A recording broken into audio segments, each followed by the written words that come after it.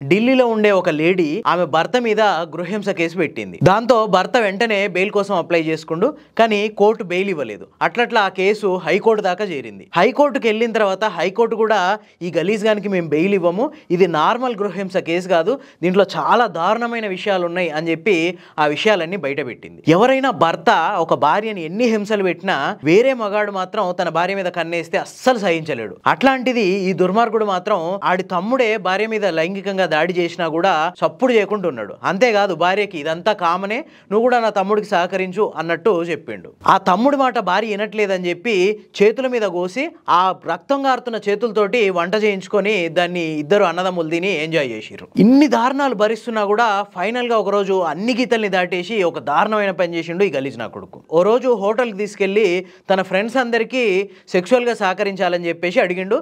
దాంతో అమ్మాయి భయపడిపోయి అక్కడి నుంచి ఎట్లాగొట్లా పారిపోయి వెళ్ళిపోయి పోలీసులకు కంప్లైంట్ చేసింది. అంతేకాదు ఎంక్వైరీలో ఇంకా చాలా దారుణమైన విషయాలు తెలిసినాయి. ఈ వేస్ట్ గాడు భార్య పేరుతోటి నకిలీ ఇన్స్టాగ్రామ్ పేజ్ క్రియేట్ చేసి అందులో any time ready for sex with money అని చెప్పేసి పోస్ట్ పెట్టిండు. సో ఇట్లాంటి దారుణమైన కేసులో ఈ నిందితుడికి ఎట్టి పరిస్థితుల్లో బెయిల్ ఇచ్చేది లేదని చెప్పి ఢిల్లీ హైకోర్టు క్లియర్ గా చెప్పింది. అంతేకాదు విచారణ కంప్లీట్ అయ్యే వరకు ఖచ్చితంగా జైల్లోనే ఉండాలని చెప్పి జడ్జిమెంట్ ఇచ్చింది.